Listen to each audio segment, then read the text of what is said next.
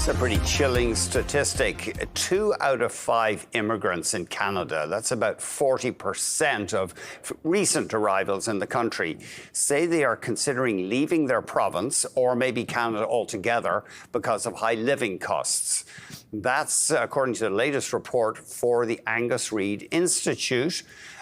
So this cost of living, how is it potentially pushing out newcomers and also people who grew up in Canada? We are joined now by Shachi Kurl, president of the Angus Reid Institute. Shachi, great to see you.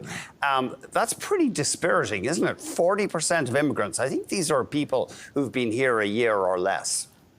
It's actually people who have been here less than 10 years. Oh, and I'm when sorry. you look, Okay. no, not to worry. And when you look at the number of those who have been here less than 5 years, the situation is even more dire. But, you know, what I can tell you is these data, the fact that you've got nearly 2 in 5, 40% of immigrants to Canada, they may be citizens, but regardless, they've been here fewer than 10 years, who are saying, look, this Canadian dream, it's not working out for me so well. It's a dream that's been dashed in a way, or maybe even turning into something of a nightmare, runs so counter. I mean, we've just come out of the Canada Day weekend.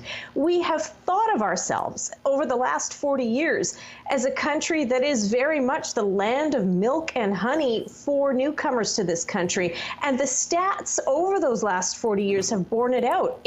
When you look at us relative to other OECD countries, to other Western or European countries, in general, immigrants to Canada have had higher levels of income, higher levels of education, crucially higher levels of home ownership, and therefore just better economic upward mobility and well-being. These numbers have to serve as a wake-up call to whether or not, frankly, we are serving our newcomers and ensuring that they are as well taken care of in terms of their ability to move up the ladder economically as their predecessors over the last 40 years. So this is not only concerning for the newcomers involved themselves, but overall, what does it mean about what has generally been a pretty successful immigration experiment to Canada? And even among people who grew up in Canada, quite a number think, I might have to move.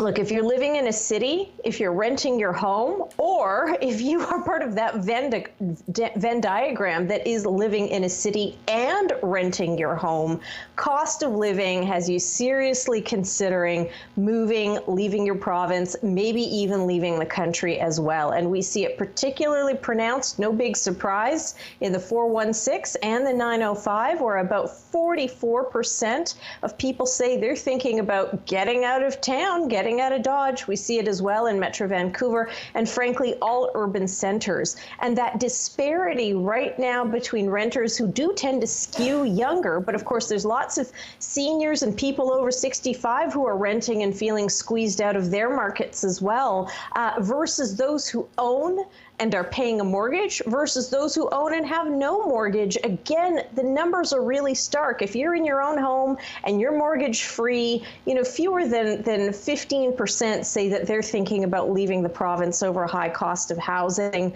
Obviously for them, that might be the cost of upkeep or the cost of property taxes. It's a very different formulation. If you're somebody who's renting, dependent on your landlord to be in the place where you are, facing eviction or looking for a bigger place and just not being able to find anything that's appropriate for your needs. The haves and the have-nots in terms of the housing market are leading people to really think twice and 3 times as to whether being in the city they're in the province they're in Canada, continues to be tenable for them. People who are considering switching province, Alberta emerges as a popular potential destination.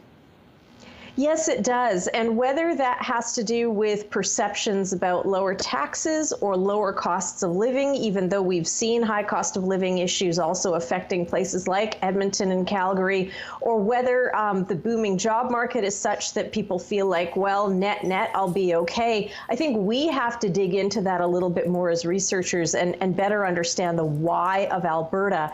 But definitely the notion of go west, young people, is one that they're certainly talking about taking to heart. Was housing the main cost that people complained of? It is the big driver, particularly. This started out, by the way, as it was meant to be, an interprovincial migration study. Like, okay, where would people like to live if they could live somewhere else? Are they thinking about leaving their province?